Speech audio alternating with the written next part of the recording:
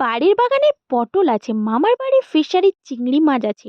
এই রেসিপিটা না করলে ঠাকুর আমাকে পাপ দেবে না? তার জন্য চিংড়ি মাছ নিয়ে নিয়েছি, আদা রসুন বাটা, কাঁচা লঙ্কা পেঁয়াজ বাটা, কাঁচা লঙ্কা পেঁয়াজ কুচি আর নারকেলের দুধ। ফার্স্টে আমি পটলটা ভেজে নিয়েছি, দেখো মনে হচ্ছে বয়স হয়ে গেছে। এবার আমি চিংড়ি মাছগুলো ভালো করে ভেজে নেব।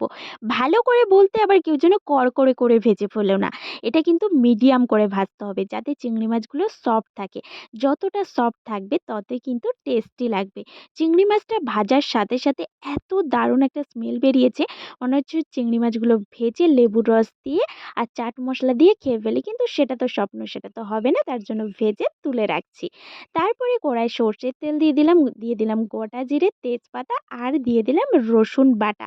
তারপরে দিয়ে দিলাম পেঁয়াজ কুচি, কাঁচা লঙ্কা চেরা। যেহেতু পেঁয়াজ বাটা আর কাঁচা লঙ্কা বাটা দেওয়া হবে, তার জন্য পেঁয়াজ কুচিটা অল্প পরিমাণে দিলাম। একটু ভাজা ভাজা করে নেব। যখন রসুনটা একটু হালকা ভাজা স্মেল বেরোবে তখনই দিয়ে দেবো আমি এখানটায় আদা বাটা। আর তোমরা তো সবাই জানো আদা বাটা দেওয়ার সাথে সাথে কিন্তু আদাটা ছেটকাতে থাকে। এই আমি আদাটা হালকা নাড়াচাড়া করে আমি দিয়ে দেব পরিমাণ মতো লবণ। আর তারপরে দিয়ে দিব পরিমাণ মতো হলুদের গুঁড়ো।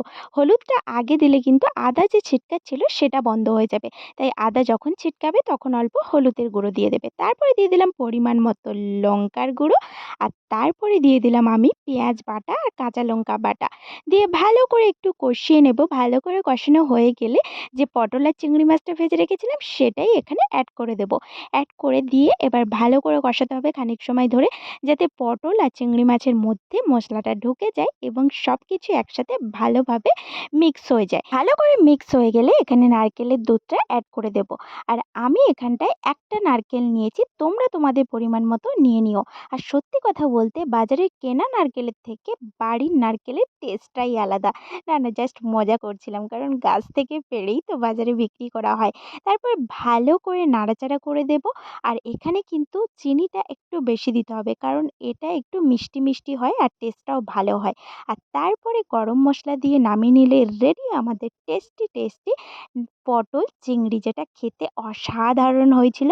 অবশ্যই বাড়িতে একবার ট্রাই করো। আর রেসিপিটা কেমন লাগলো জানিও। ভালো লেগে থাকলে লাইক, কমেন্ট, শেয়ার। টাটা।